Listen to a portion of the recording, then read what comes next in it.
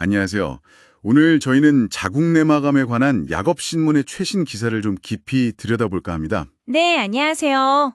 이 기사를 보면서 최근 왜 이렇게 환자가 늘고 있는지, 또 어떤 분들이 좀 더 주의해야 하는지, 뭐 증상부터 치료, 예방법까지 좀 중요한 정보들을 같이 짚어보려고 하는데요.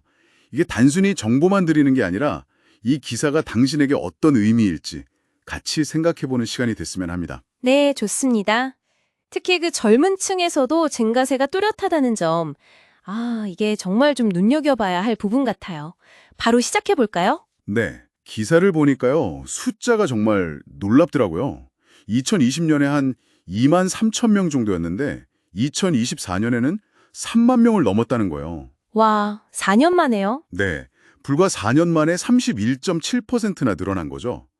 그리고 더 주목할 건 20대, 30대 젊은 환자도 같은 기간 동안 33.3%나 증가했다는 점이에요. 정말 가파른데요. 그렇죠. 이 기사에서는 이런 급격한 변화에 대해서 어떤 점들을 좀 짚어주고 있나요? 네, 정말 그 증가세가 예사롭지 않죠. 기사에서는 몇 가지 중요한 배경을 지적하고 있어요. 예전에는 주로 폐경기 전후 여성들의 문제다 이렇게 생각했는데 요즘 젊은 층에서 이렇게 늘어나는 건 아무래도 생활 습관이나 뭐 환경 변화 이런 거랑 관련이 있지 않을까 생각하게 만드는 거죠. 이 기사가 던지는 중요한 질문인 것 같아요. 생활 습관의 변화요? 네, 핵심 위험 요인으로 기사가 딱 짚는 게 단독 에스트로겐 과다 노출입니다. 에스트로겐 과다 노출이요? 네. 쉽게 말하면 여성 호르몬 균형이 좀 깨지면서 자궁 내막이 계속 비정상적으로 자극을 받는 상태가 되는 거죠. 예를 들어 비만이면 그 지방세포에서도 에스트로겐이 추가로 만들어지거든요. 그러니까 위험이 더 커질 수 있는 거고요. 아하, 그렇군요. 또 뭐 배란이 잘 안 되는 월경? 그러니까 무배란 월경이라고 하죠. 이런 거나 아니면 출산 경험이 없거나 좀 늦은 경우도 관련이 있다고 지적해요. 여기서 좀 생각해 볼 점은 우리가 흔히 말하는 서구화된 식단이라던가 뭐 운동 부족 같은 그런 일상적인 선택들이 생각보다 직접적으로 호르몬에 영향을 준다는 거죠. 암 발생 위험까지 높일 수 있다는 점이 중요합니다. 그렇군요. 그러니까 내부적인 호르몬 문제랑 외부적인 생활 습관이 딱 연결된다는 거네요. 그렇죠. 바로 그겁니다. 그럼 이런 위험 신호를 우리가 좀 알아챌 수 있는 증상들, 기사에서는 뭘 강조하고 있나요? 역시 가장 중요한 건 그 비정상적인 질 출혈입니다. 기사에서도 이걸 아주 강조하는데요. 폐경 후에 갑자기 피가 비친다거나 아니면 생리 기간이 아닌데 출혈이 있거나 또 성관계 후에 출혈이 보이는 경우 이런 건 반드시 주의 깊게 봐야 한다고 해요. 네네. 그 외에 뭐 아랫배가 아프다거나 질 분비물이 좀 달라지거나 아니면 특별한 이유 없이 체중이 쭉 빠지는 거 이런 것도 같이 나타날 수 있고요. 기사에서 그 카톨릭대 인천성모병원 송혜경 교수님 말씀을 인용하는데요. 특히 이 점을 지적해요. 폐경 후에 약간 피가 비치는 걸 아이고 나이 들어서 그런가 보다 하고 넘기기 쉽다는 거죠. 그럴 수 있겠네요. 근데 양이 아무리 적어도 이게 반복되거나 계속되면 반드시 검사를 받아야 한다는 겁니다. 폐경규 이후에는 특히 암 진행 속도가 빠를 수도 있다는 경고도 덧붙이고 있고요. 진행 속도도 빠를 수 있다. 기억해야겠네요. 그럼 진단은 보통 어떻게 이루어지나요? 기사 보니까 질초음파로 자궁 내막 두께를 먼저 본다고 하네요. 네, 맞아요.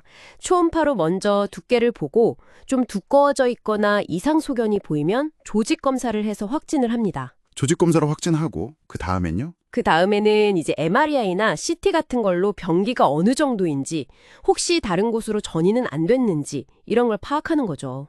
치료는 어떻게 하나요? 기본적인 치료는 수술입니다.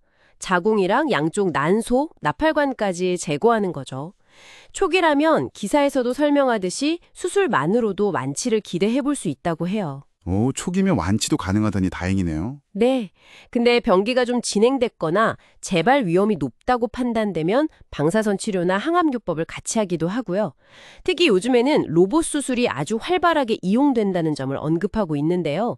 이게 왜 환자에게 좋은지를 알아야겠죠? 그렇죠. 로봇 수술의 장점이 뭔가요? 정밀하게 조작할 수 있으니까 암 조직은 정확히 제거하면서 주변의 정상 조직 손상을 줄일 수 있다는 거예요.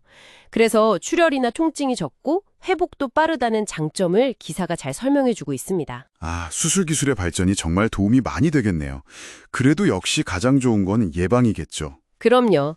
예방이 최고죠. 기사에서 강조하는 예방법은 어떤 건가요? 네, 핵심은 아까 말씀드린 위험 요인, 그러니까 에스트로겐에 너무 많이 노출되는 환경을 좀 줄이는 겁니다. 기사에서는 적정 체중 유지, 또 균형 잡힌 식단, 규칙적인 운동, 이런 건강한 생활 습관의 중요성을 계속 강조하고 있어요. 기본적인 건강 수칙들이네요. 있습니다. 이 기사가 딱 지적하듯이 자궁 내막암은 아직 국가암 검진 항목에 포함되어 있지 않다는 사실이에요. 아, 그게 정말 중요하네요. 국가검진에 없다. 그럼 사실상 증상이 나타나기 전까지는 발견하기가 어렵다는 뜻인가요? 그렇죠. 그래서 다른 암들에 비해서 좀 늦게 발견될 가능성이 상대적으로 높은 편입니다. 하지만 기사가 희망적인 정보도 같이 주고 있어요.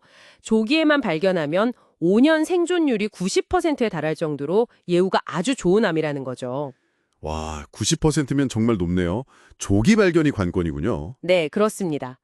딸에서 국가검진만 기다릴 게 아니라 정기적으로 부인과 검진을 받고 또 건강한 생활 습관을 스스로 잘 챙기는 그런 능동적인 자세가 무엇보다 중요하다고 이 기사는 말하고 있는 겁니다. 네, 능동적인 자세.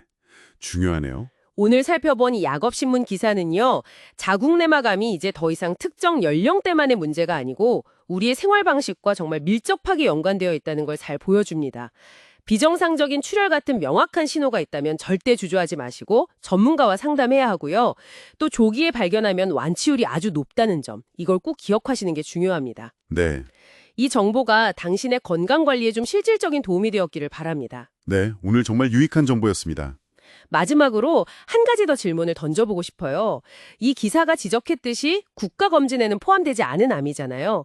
만약 스스로 좀 위험 요인이 있다고 생각된다면 당신과 당신 주변의 여성들은 자신을 보호하기 위해서 어떤 구체적인 건강 계획을 세워볼 수 있을까요?